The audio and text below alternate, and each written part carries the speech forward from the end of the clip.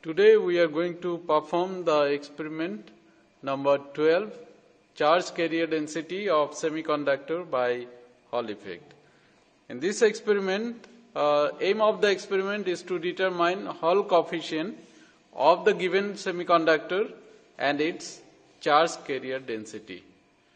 In this experiment, we need the apparatus, electromagnet, Hall probe, variable DC power supply, milliammeter, millivoltmeter, power supply for electromagnet, connecting wires. So, the setup, just now I am showing you, this is the whole setup. This is the electromagnet, you can see the electromagnet. For the electromagnet, the power supply is this one, and this is the Hall probe. This probe you can see, it is placed in between the electromagnet. Here there are two connections. One will be for passing the current, and the other two is just to measure in perpendicular direction to measure the Hall voltage. So the current through the semiconductor will be passing through this one. This is the source of the current, constant current source. So from here we will be passing the current through that semiconductor, which will be placed in the two poles of the electromagnet, and the Hall voltage will be measured in this one. Hall voltage will be measured in this one. Now, according to the lab manual, in the lab manual you can see the figure is given. It is the diagram, the photograph we have put in the lab manual. Below this we have the circuit diagram.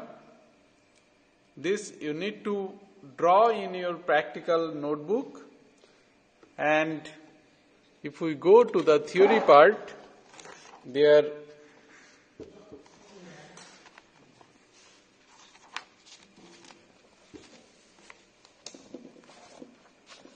so in the theory part you can see the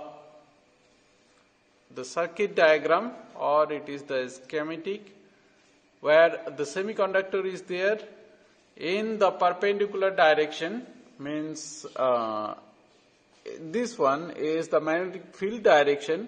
Look at the direction of this magnetic field.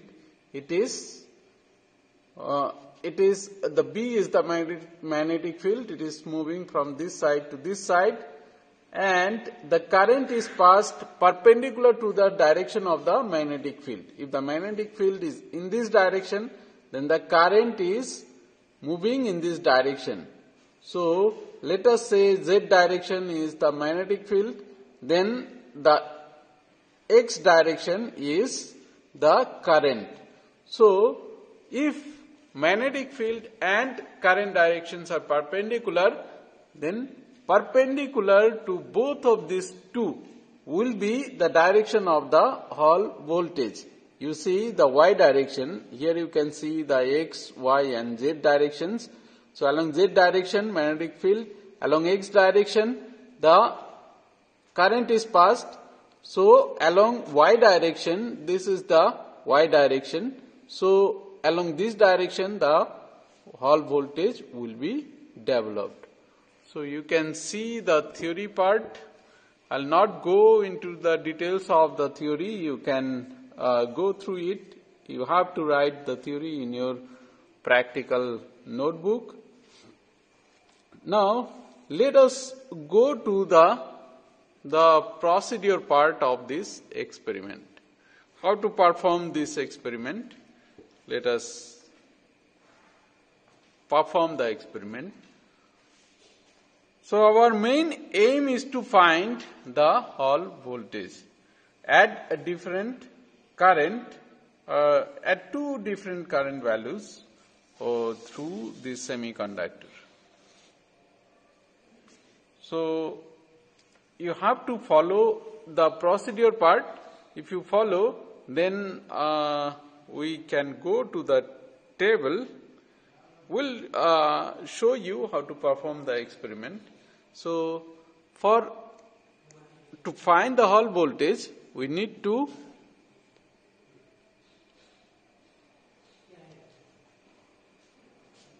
find the Hall voltage for different magnetic induction. So, we need to fix the Hall probe current. Hall probe current means this is the value of this, by changing this adjustment we can change the value of this current. Okay. So, at different current values we need to find the Hall voltage, changing the magnetic field. How to change the magnetic field? So, this is the electromagnet. You can see this electromagnet. So, what we will be doing, we will change the current value of the electromagnet. You can see this is the power supply of the electromagnet. So, when we will be changing the current value from here, then the magnetic field will also be changed. Depending on the variation of the magnetic field, we will be getting the different values of the Hall voltage. Now, what is the relationship between the current and the the magnetic induction? So that we have measured for you and we have noted it down in the tabular form. So this is actually the set number 1. We have 2 sets. So for this particular set, you can see these values. You need to note down these values for this magnetic current value, 0.1 ampere. You are getting the magnetic induction in gauge, which is 334. And for 0.2 it is 499. 0.3 it is 662, 0.4 it is 830, 0.5 it is 985, 0.6 it is 1175, 0.7 ampere it is 1323, 0.8 it is 1445 gauss, 0.9 ampere it is 1620 gauss, 1 ampere it is 1830 gauss, 1.1 ampere 2020 gauss, 1.2 ampere its magnetic induction value is 2140, 1.3 ampere 2330 gauss, 1.4 2530 and 1.5 ampere 2690. So this is the value of the magnetic induction. In the table you need to put all these values, and now we will be showing you how to perform this experiment. For this you may go to the lab manual where you can see the table. This is our table. So in this table, if you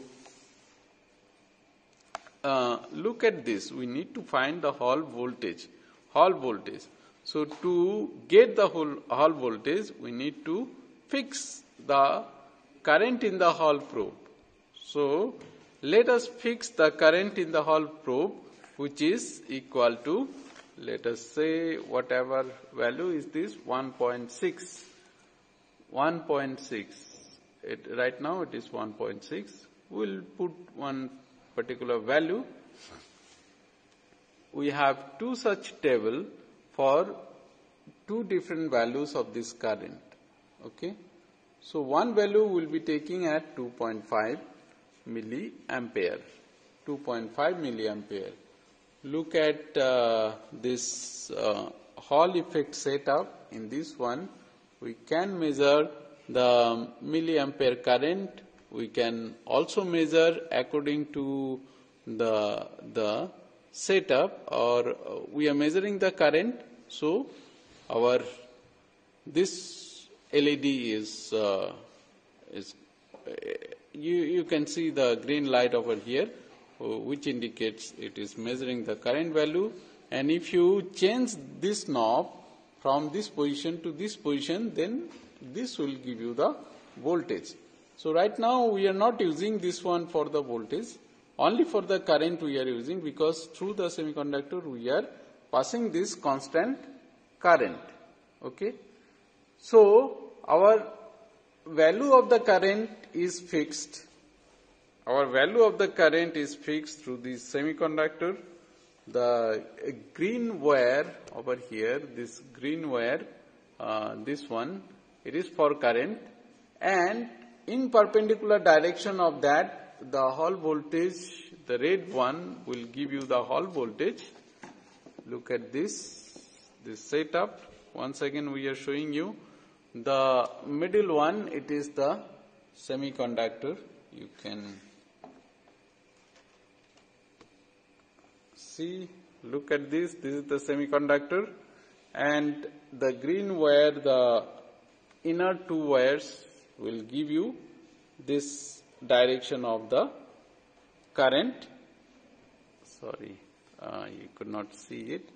Yeah, the green one will give the correction in this direction, and the hall voltage will be produced in this direction, which will be measured by this red wires. Okay, and it will directly go to the multimeter where the voltage is measured.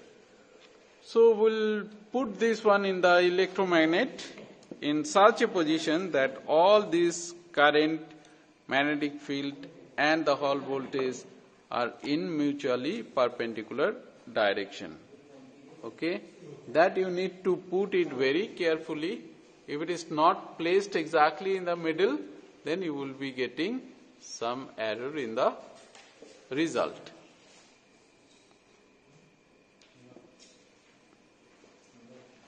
Okay. Now, what we will be doing? It should not touch any end of this electromagnet pole.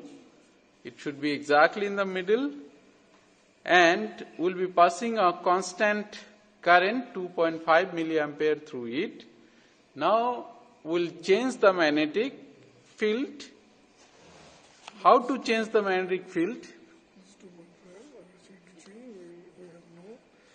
Yes, to fill up this, before drawing this table, you need to fill up this current in the hall probe, which is I value is equal to 2.5 milliampere. Once again I am telling you, because there are different currents, so you should not be confused.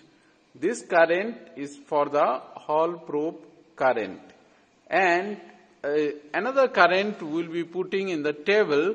You see the increasing magnetic current. This current is measured from here. Okay, measured from here. So we'll be changing the current starting right from 0.1 ampere till 1.5 ampere for the constant current 2.5 milliampere. Okay. So let us take the reading. So at this particular value of this current, let us say it is equal to let me zoom it so that you can get the clear picture of it. So 0.1 ampere of current, 0.1 ampere of current, and for this we are getting the hall voltage, which is equal to, over here I can show you, this is the hall voltage, 46.8 millivolt, 46.8 millivolt. Okay, the unit is in milli. Okay, so see the knob, it is in milli, so it is in millivolt. Okay, 46.7 millivolt. If it is changing, if you are taking the lowest value, you take lowest value for all. If you are taking highest value, you take highest value for all. Okay, now we are going to change the value of the current. Look at this. We are going to change the value of the current from 0.1 to 0.2 ampere. It is not milliampere for the electromagnet, it is in ampere. So this time let us show you the value of the Hall voltage is equal to 48.3. I am taking the lowest value, 48.4.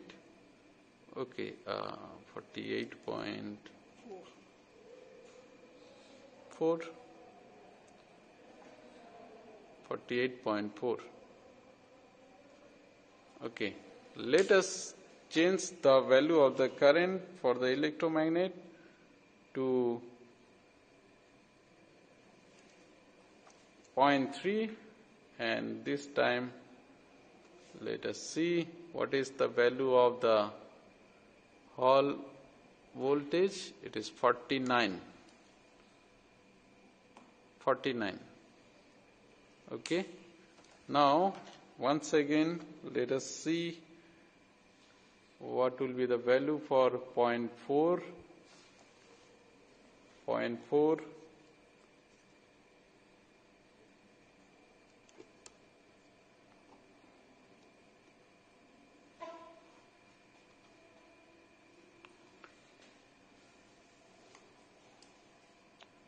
It is 50.5. Now let us go to the value of this current once again. 0.5 ampere. Okay. The value of the voltage is equal to 51.8. Now once again let us go to the value of the current, 0.6. It has been changed to 0.6, and the value of the voltage, Hall voltage, is 53 millivolt.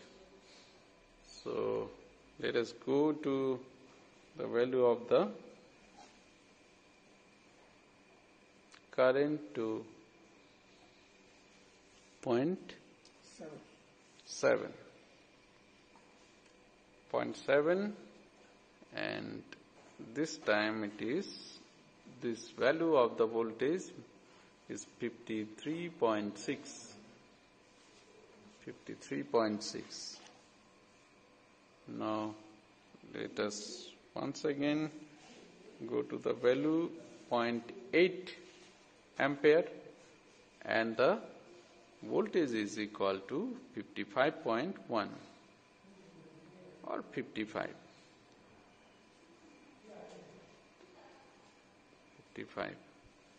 Once again we'll go to the current of the electromagnet to 0.9 ampere. For this, the value of the Hall voltage is 56.3. Then we'll go to 1. Go to this. For this 1 ampere, and the value of the voltage is 57.2. Now we'll go to the value of the electromagnet current, 1.1 ampere,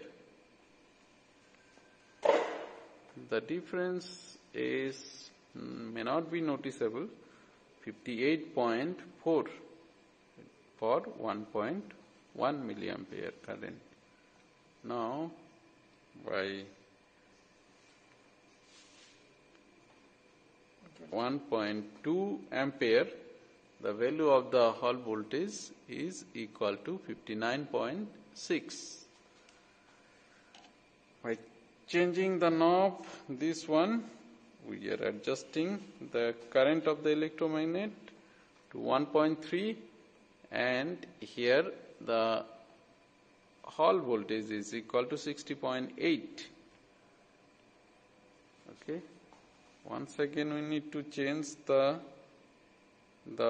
electromagnet current to 1.4 ampere, and our hall voltage is equal to 62.3 millivolt.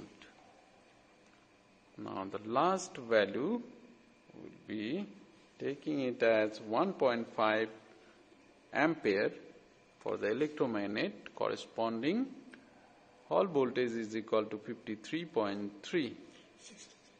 Sorry, 63.2.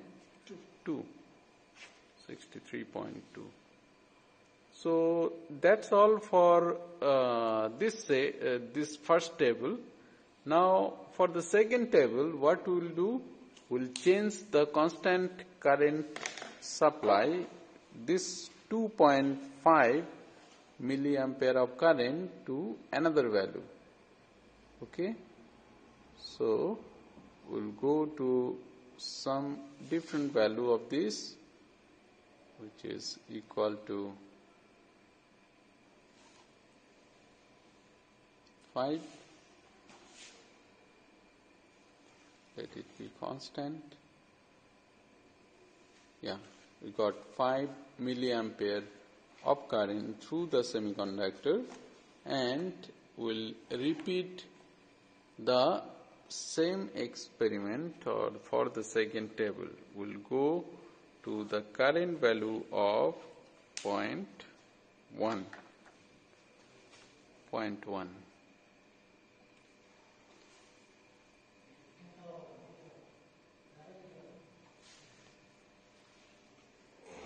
Okay, 0.1. Now, our value for the hall voltage is 87.5. 87.5. Next, 0.2 value of the current, and here we can see 90 millivolt is the hall voltage. For 0.3, let us see, 0.3 ampere, our hall voltage is equal to 92.5. Then 0.4, 0.4, our hall voltage is equal to 94.9. 0.5 ampere of current for the electromagnet, we are getting hall voltage is equal to 97.6.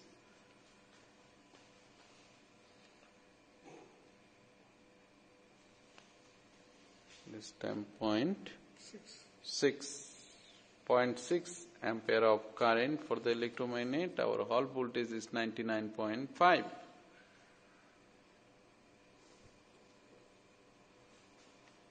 Let us go to the next value, which is 0.7 ampere of current in the electromagnet.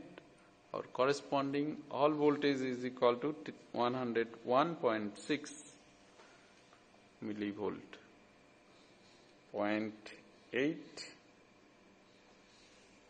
ampere of current, corresponding hall voltage is equal to 102.8 millivolt. Then let us go to the next value, which is 0.9 ampere of current, our hall voltage is equal to 106.0, you can say. Next value for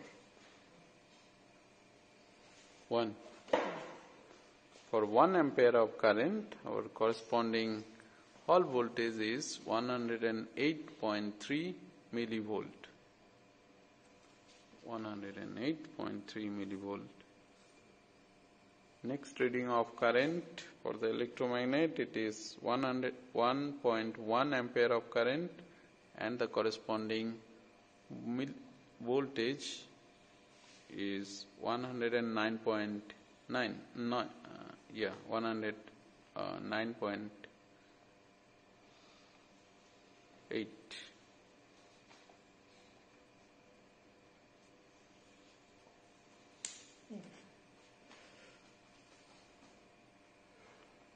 Then our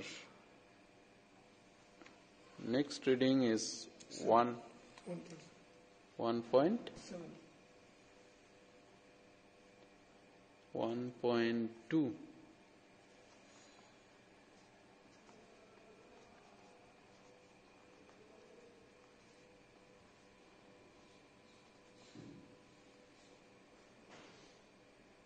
Which?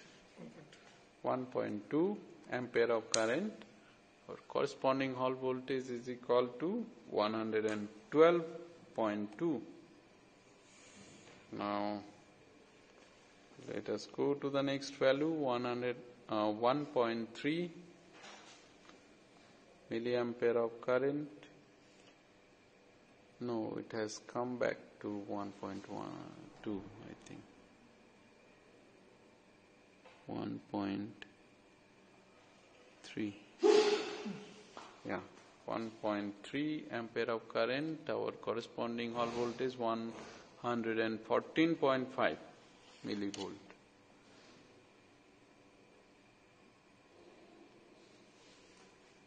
.4 ampere of current for the electromagnet.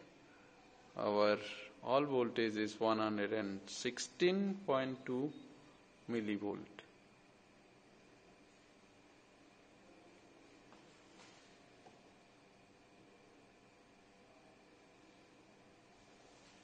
And the last reading for this experiment, it is 1.5 ampere of current, and the corresponding hall voltage is 118.3 millivolt. So with this reading, our table is over. Both the tables are over. Now, with the table, with the help of table, look at this table. I want to attract your attention in the column number 2, where the magnetic induction from the table you need to put. Magnetic induction from the table I have shown you. You have taken the reading for this magnetic current, which is equal to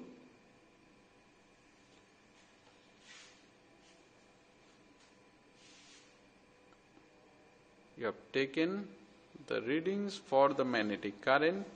You need to put the magnetic induction value. Once again, note down the unit of this one. In the table, you have been provided the value of the magnetic induction in Gauss. So you got all the values of current 0.1 to 1.5 and the corresponding magnetic induction in Gauss. But in your table, look at your table, both the tables, table 1 and table 2, the second column, which is the magnetic induction, and that magnetic induction be in Tesla. Okay, so look at this this value of this Gauss and Tesla. the relationship in Gauss and Tesla. One Gauss is equal to 10 to the power minus 4 Tesla. Tesla is in SI unit and Gauss is in, you can say, CGS unit. So you need to convert it into Tesla from the Gauss, so it should be multiplied with 10 to the power minus 4. And whatever Hall voltage you have got corresponding to the current, that you will be putting on the third column. So you will be plotting the graph between the second column, that is the magnetic induction, and the third column, which is the Hall voltage. And you will be getting a graph something like this. So magnetic induction in Tesla along the x-axis and Hall voltage in millivolt along the y-axis. So after putting all the points, you should get a straight line. Remember, all the points may not be there on the straight line, but it should be best fitted straight line. Once you get the best fitted straight line, then you need to find out the slope value of that straight line. How to find the slope? Except the experimental points, you take any other 2 points on the straight line and then you find the slope by drawing a triangle. So the vertical side will give you the delta y divided by the base will give you the delta x, and that is how delta y divided by delta x. This is the value of the delta y and this is the value of the delta x. So delta y divided by delta x will give you the slope value. Once you get the value of the slope, then you can go for the calculation. You know that your RH value is equal to T divided by capital I. Capital I value, this capital I, is nothing but the current which is given in this apparatus. So this value for this second table, it is 5 milliampere. Okay. For the first table we have taken, it is equal to 2.5 milliampere. And remember, over here the value of T you need to find out, which is nothing but the thickness of the semiconductor. Which semiconductor? The semiconductor which we have put in the experiment. And for measuring the thickness of this semiconductor, which is this one, you cannot take it out and measure the thickness. It has been provided and it has been written at the bottom of this stand. The thickness of this Hall probe is equal to 0.84 millimeter. So that is the value of T, and this you can put in the calculation. And the value, even though it is very small or very small value, which is given in terms of millimeter, you need to convert it into meter. Why? You are measuring the magnetic field in Tesla, which is SI unit, and voltage in volt. So current in ampere. So the thickness should be converted into meter. And that is how you will be getting, after putting all this, slope value is nothing but delta V by delta B. And T value just now I told you, which is equal to 0.84 millimeter, should be converted into meter. And I value for this particular second table, it is 5 milliampere, which should be converted into ampere. And millivolt also should be converted into volt. Or even for delta V, you no need to convert it. The slope value will give you directly you can put with its unit, and that is how RH value you will be getting in terms of meter cube per coulomb.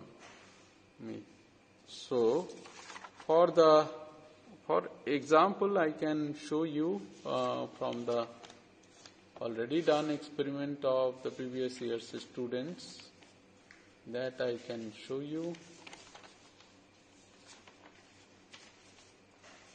This is one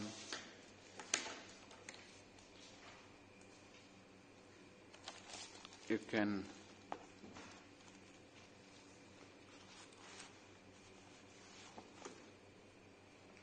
just to give the idea how it look like.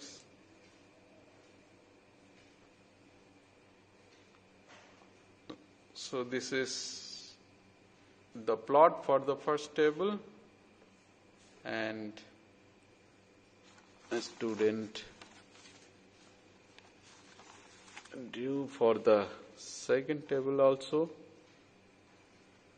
Even you can make it in the same graph, but that will look bit clumsy, so better to plot two different graphs, and you need to find out the slope.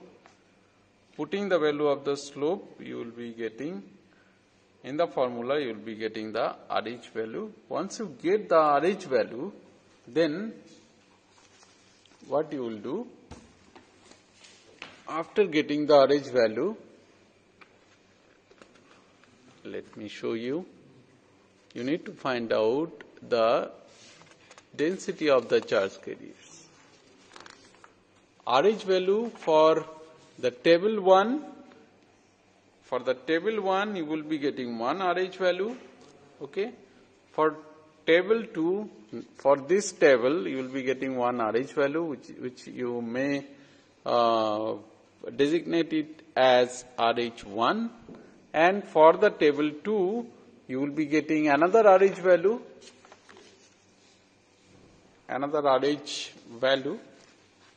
So this you can designate it as RH2, and then you find the mean of this RH1 and RH2, and if you multiply this RH with the electronic charge and take the product, inverse of this product, then you will be getting the charge carrier density.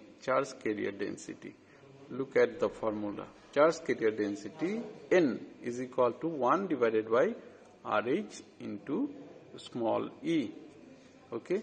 So after putting this E value is equal to 1.6 into 10 to the minus 19 coulomb, and the RH value, the mean value you will be putting over here, and then whatever value you will be getting, that will be your charge carrier density. So after getting these two values, you need to write the Hall coefficient RH value, which is equal to this.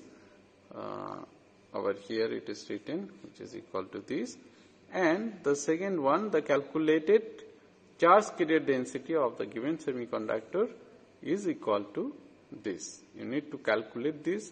We have performed the experiment and all the data I have shown you. So putting all these values, you need to find the result, and you have to plot these two graphs. You have to find the slope, and you need to find out the result of this experiment.